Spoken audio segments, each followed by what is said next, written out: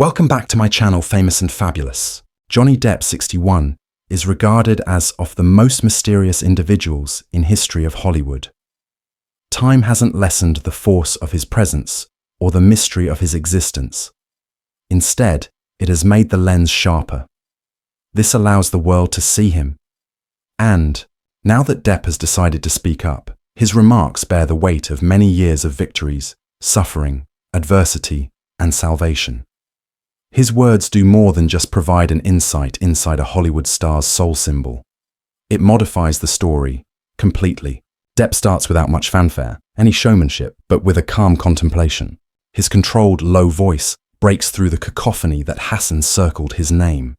For many years, tales were reported by tabloids concerning him, admirers, opponents, and attorneys. However, now that the actor who made a living by performing finally, misinterpreted outsiders are taking back his own narrative. Additionally, in doing thus, he doesn't look for sympathy or even validation, but just comprehension. He talks about his Owensboro, Kentucky, where I grew up, so different from the glitz of the red carpet. His recollections are laced with discomfort, especially when talking about his family's instability life. Betty Sue, his mother, was a complex, affectionate, but frequently overtaken by her situation. His John Christopher Depp's father departed when, since Johnny was still a child, that abandonment left a lasting mark. I was unaware of it at the time, Depp claims. However, I searched for a father for years.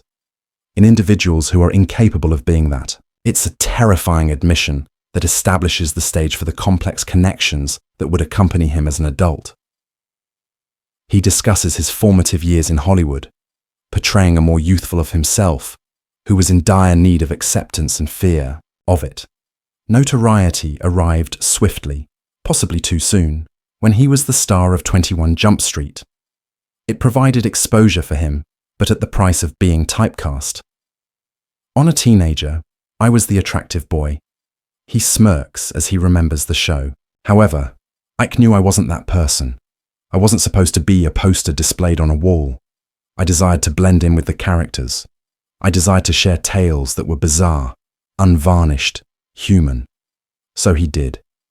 He positioned himself with filmmakers, such as Tim Burton, producing a character tapestry, Edward Captain Jack, Ichabod Crane, and Scissorhands Sparrow, each as unique and eerie as the final one. These parts weren't selected at random. Depp acknowledges that he was drawn to the misinterpreted since he felt always misinterpreted himself.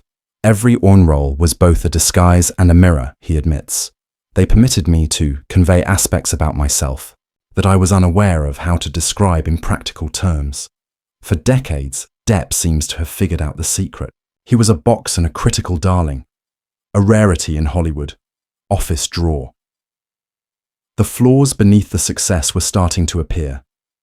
Now he talks with candidness regarding his struggles with addiction, the demands of celebrity, and the ongoing anxiety of turning into what he most despised.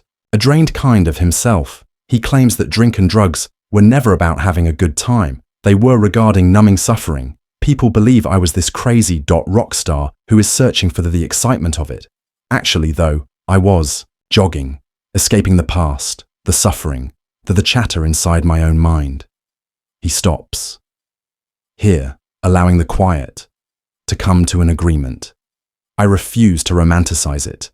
Addiction is unsightly. It requires more than ever before gives. And I lost some items as a result. Never return. Of those, possibly the most agonizing was his reputation. The general public's opinion on Depp's court battle took a cruel turn. Conflict with Amber Heard, the ex-wife. The court hearings were ugly, public, and really intimate. Back then, Depp decided to keep quiet. At age 61, he now violates that quiet and thoughtful contemplation. He does not snap or pursue retribution. Rather, he talks with a man's fatigue, who has both been to and from hell. He claims that every narrative has two sides, yet some folks never hear more than one. For Depp, the encounter wasn't only a legal conflict, it was a crisis of existence.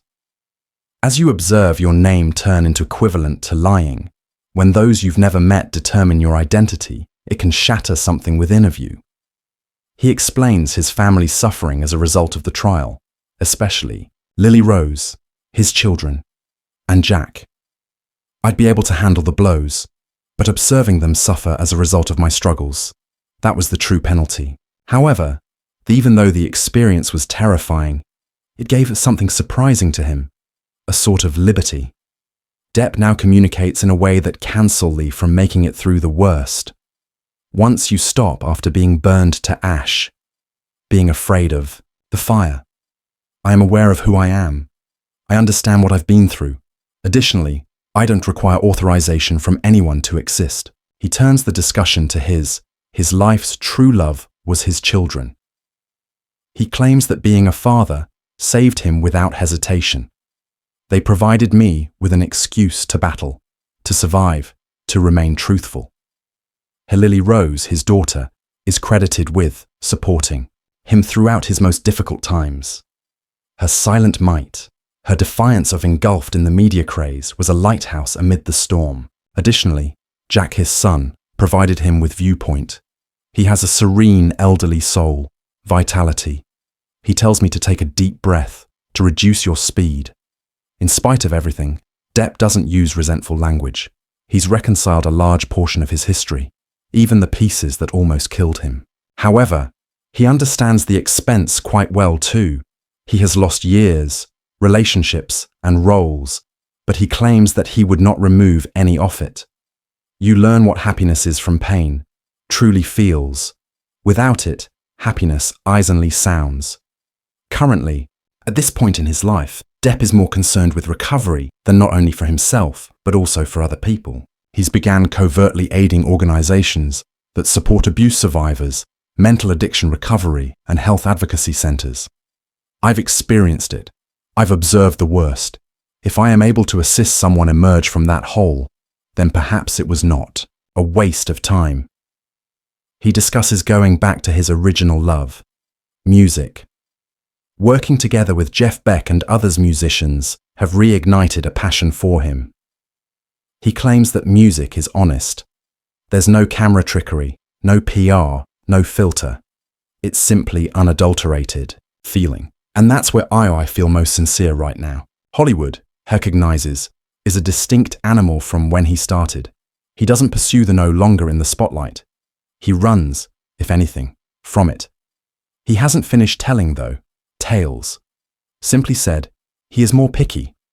The billion-dollar franchise is not necessary, no longer. I want meaningful stories, despite their diminutive size, particularly if they're etany. He is also writing once again, scripts, articles, and essays. Writing is now a type of therapy. That's where I interpret the disorder. A portion of it is too intimate to ever share, but I believe the world may require it. As he considers turning 61, Depp doesn't think about his mistakes. Even so, he acknowledges their presence. I hope. He said I should have been gentler to myself sooner. Says, I regret not having faith in those who adored me and asked those who I was commended. He talks about forgiving others, of other people and of himself. Everybody makes errors. All of us injure others without any purpose at times as well. The secret is to possess it, develop it, and do better. I blamed other people for far too long, or acting as though nothing was amiss. That's a life wasted. What's next for, although Johnny Depp is unsure, that no, he's afraid of longer. He discusses relocating to a peaceful location in France, where he spends his time creating art, performing music, strolling around the outdoors. There was once a sense of peace, inaccessible. I now located in even the simplest things, a coffee cup, a sunset and a song. I require little more than that. He thanks his supporters, those who supported him while it wasn't widely accepted, so as to do. He says, you kept me going, just plain. I was reminded by you that I was more than the news stories, that loyalty is not something he takes lightly, and he wishes to give back without using red carpet or blockbuster movies appearances, but by being truthful, inventiveness, and empathy. Regarding Johnny Depp, This bond with his supporters goes beyond the surface-level motion that frequently defines the culture of celebrities. It's not about selfies, autographs, or yelling audiences at premieres. Rather, for him, it's something far more close and long-lasting, a lifeline that kept him rooted during the most tumultuous times in his life. Here calls clearly the times when his name had been virtually crucified by tabloids, when positions become scarce, endorsements disappeared, and it appeared that the world had turned away from him. In those, he claims that at times he would take comfort in letters from backers, in private social media postings that scrolled, in the gazes of those who would come closer him. Not to make a request, but to just state, "We believe you. We're with you." Those words were important. They mattered in a manner that most individuals will never completely comprehend, because someone who had experienced public character murder, who had gone through betrayed by his closest friends and family, and observed directly how rapidly admiration can become contempt, the fans' unwavering love was like a hand, stretched out in the dark. I would read those. Late at night, Depp shares letters, and it seemed as though someone could still see him. Not the one found in the documents, not me, but the caricature. Only me. He discusses the strength of human relationship and how he discovered his admirers something more profound than admiration for celebrities, a common humanity. Numerous messages he was given by those who had went through their own hardships, survivors of mistreatment, those struggling with addiction, those battling depression, people they had been expelled or misinterpreted. They informed him of their tales, not to solicit praise, but because they perceived a similar spirit in him. Spirit. Individuals were saying to me, "Your movies helped me get through a difficult period. Seeing you raise your voice gave me the bravery to speak the truth." And I discovered that without attempting to, I'd been assisting others in a manner that was genuine and enduring. That insight transformed him. It changed his viewpoint on achievement and notoriety. He was no longer curious in the workings of Hollywood, the never-ending press conferences, the casting politics, and the necessity of remaining pertinent. He had experienced what it was like to genuinely important to someone, not due to box office figure, but because to the he put all of his heart into his profession and that he started to display weakness off screen. Now he realized that the best present, he wasn't able to provide a brand new movie or infamous figure, but his own unfiltered, without filtering the truth. Following his legal disputes amid public scorn, Depp withdrew, not out of embarrassment, but from the limelight, but to adjust. In that silence, he started to deliberate more about how he may return the favor to people who have given him a great deal. He began answering more often to fan letters, occasionally handwriting back, other times capturing brief video messages to uplift someone's mood. These weren't planned public relations campaigns. There were none. There were no publicists present, just Johnny sitting playing a guitar or sitting at a desk, attempting, in the only way he knew how, to connect. Additionally, he started looking for smaller, more private settings for his performances, selecting neighborhood clubs and public areas over big arenas. The flash wasn't what I wanted, no longer, he says. I was hoping to see faces, to sense the vitality of a crowded-off individuals who weren't present to pass judgment or to share a moment, but to critique. Music became his means of closing the distance, of expressing gratitude without having to say it aloud. And the supporters answered. Not because they flocked there, a previous film star, but due to the fact that he had become what they perceived to be a survivor with something worthwhile to contribute. Depp, as well, quietly started lending a hand to grassroots groups devoted to the concerns nearest to his heart. Domestic abuse survivors, drug rehab, initiatives related to mental health. What made you feel most of them were the underfunded, frequently neglected initiatives that made actual change without any fanfare. He would pen checks, but more significantly, he would visit, phone, and listen. He didn't simply wish to make a donation. He desired to comprehend. It is insufficient to only, he says, throw money at a problem. Individuals desire to be noticed, Their goal is to be heard. I understand how that feels. Shout into nothingness and hope that someone is listening. And he's paying more attention now, more so than before. When admirers approach him, his roles aren't often discussed. They occasionally discuss their trauma, their dreams, their heartache. Additionally, he listens with kindness and patience, as if, who knows what carrying anguish is like? Silently. He thinks that the significance of appearing even in minor methods, a handshake, a grin, a sincere thank you. These actions are not insignificant. They are acts of atonement, of thankfulness and unity, including social media, where Depp previously stayed distant. He's grown more involved, not to advance initiatives, but to celebrate, exchange art, and elevate voices, tales that demonstrate tenacity and beauty. He posts portraits created by fans and songs that demonstrate the inventiveness that has long motivated him. It's not about me. No longer, he says. It concerns what we are able to collaborate to create. Art ought to be a discussion rather than a show. He's additionally creating a fresh artistic endeavor, a movie he claims isn't commercial, but really intimate. It will have real-life fan-submitted stories of hope and survival. He desires to create it on their own, without the assistance of studio limitations, and provide a voice to people who have frequently been overlooked. He says, "This is my way of saying thank you for supporting me and having faith in me when I lost the ability to have faith in myself." Depp is aware that appreciation without action is futile, is not real.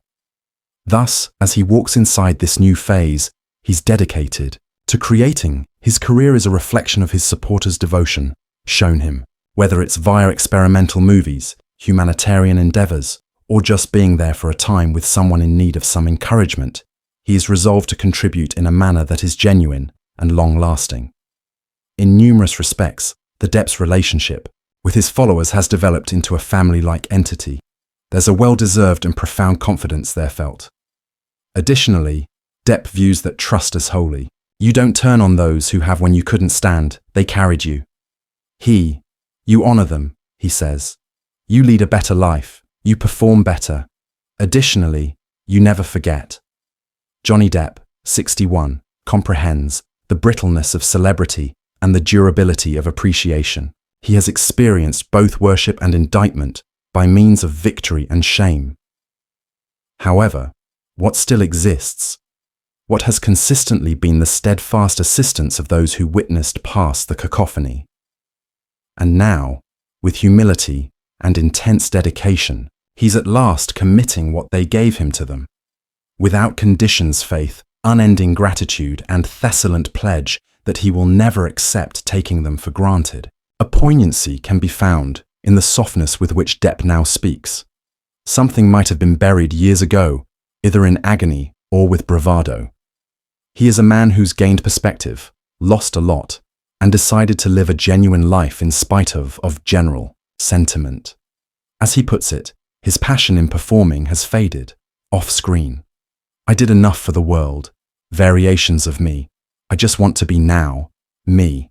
And maybe that's the reality that transforms everything.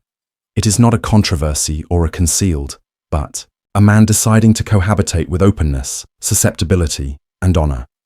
Johnny Depp, 61, isn't attempting to change his history. His goal is just to compose a better the future. Finally, he makes one final idea, an insight derived from a loudly lived life, and occasionally agonizingly. People will recall the characters, the motion pictures, the rumors, it's okay. However, if they do recall anything more, I hope I was able to continuing, that I persisted, that though it destroyed me, I still believed in love, and that I made an effort to be a superior dude. It is more than a simple epiphany, it's a reckoning, and when he was heard, the world observes Johnny Depp not speaking, not only as a performer or a representation, but as a man standing in his truth at last. For so long, Johnny Depp's public image was influenced by the people he depicted, mysterious pirates, strange haunted souls, inventors. However, underneath the layers of performance and costume, Someone was negotiating a far larger reality that is brutal and complex. Now, as he talks openly, without off-performance and pretense, there is a noticeable change in people's perceptions of him. The fanciful mystique is replaced with something more realistic, more human in the end, and more vulnerable. For the first moment, the mask is off.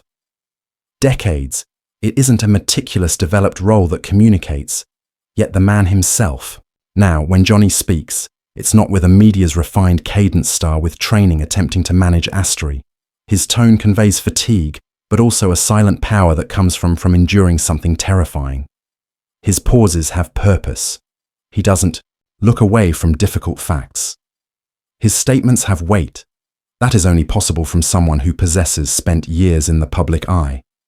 Judgment, who has almost little left, and emerge on the other side without resentment, but with clarity. He says of the times he regrets and hopes he had shown up more perceptive, more truthful with himself and with those in his immediate vicinity.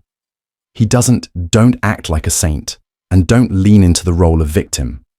Rather, he provides viewpoint, the acquired wisdom of someone who has erred, suffered repercussions and decided to develop instead, then give way under the strain. That in an industry, this type of humility is uncommon, based on ego and illusion.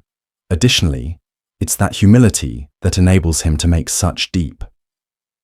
Those who used to see him through the scandal's prism are now faced with an obstacle they are unable to disregard: genuineness. No agenda exists, not manipulated. Only a man determined that going forward, the only thing that matters is the truth. Standing. And when the truth turns into your basis, all else turns into secondary. Notoriety, heritage, even redemption. What's important is the honesty of your speech, the bravery of your beliefs, and the genuineness with which manifests in the world. As the globe observes this change unfold, a silent redefining takes place happening. Johnny Depp is no longer just a movie star. He has survived, a narrator, a man who has selected transparency across the picture, reflection over revenge, and overcoming pride. His vindication is not the goal of reckoning by itself. It's about taking back his identity, changing the story that others attempted to enforce and ultimately live without expressing regret. In doing so, he has reminded everyone of something: